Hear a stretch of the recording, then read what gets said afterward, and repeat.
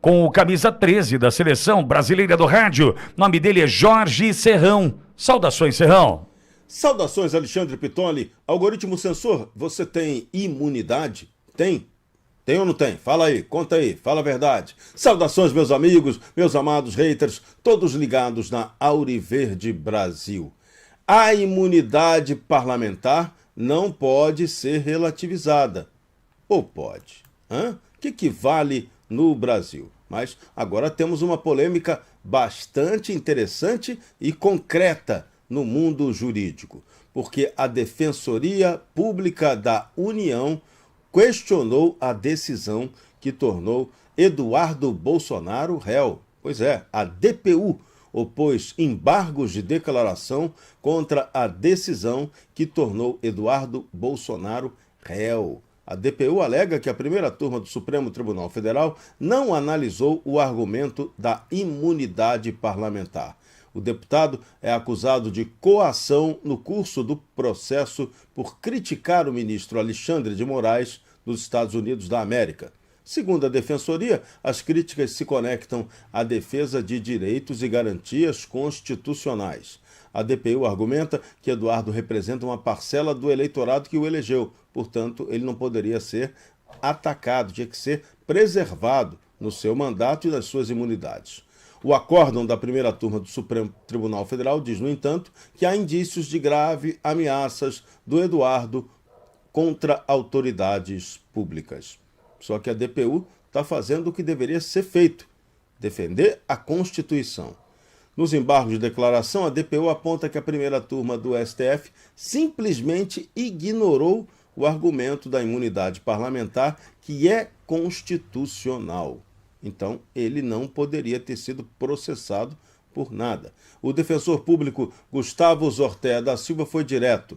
As manifestações conectam-se com a defesa de direitos e garantias constitucionais, a fiscalização de atos do Poder Judiciário, a representação de parcela do eleitorado que elegeu o réu e a atuação em foros internacionais, o que um parlamentar deve fazer, ou seja, representar seus eleitores e fiscalizar os outros poderes.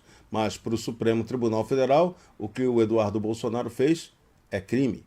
O acórdão fala em graves ameaças contra autoridades públicas e aí vem a questão: que seriam ameaças?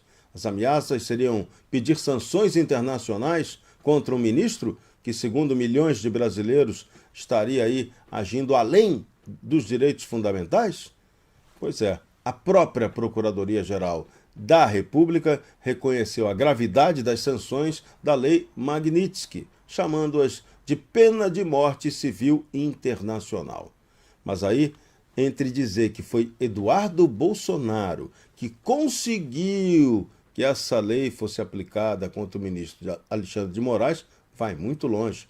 Ela é um processo muito sério do Departamento do Tesouro norte-americano, que não vai ter aí a influência do político tupiniquim para qualquer decisão.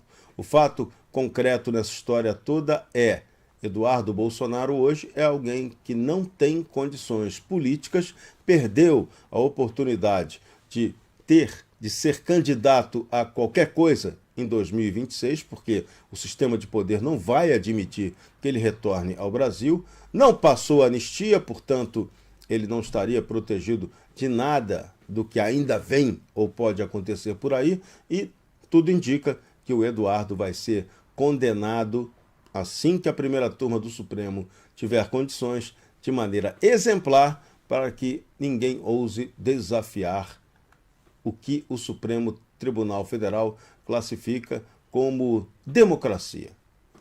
É esse o jogo. É a supremocracia vencendo o resto. Mas pelo menos teve uma contestação de alguém da Defensoria Pública Geral da União. O nome dele, daquele que contestou, é Gustavo Zortea da Silva. Parabéns. Alguém tem que contestar, alguém tem que apontar um outro ponto de vista e tentar colocar no debate, mesmo que não dê em nada, mesmo que a supremocracia seja mais suprema do que nunca. Para Auriverde Brasil, camisa 13 da Seleção Brasileira do Rádio, Jorge Serrão.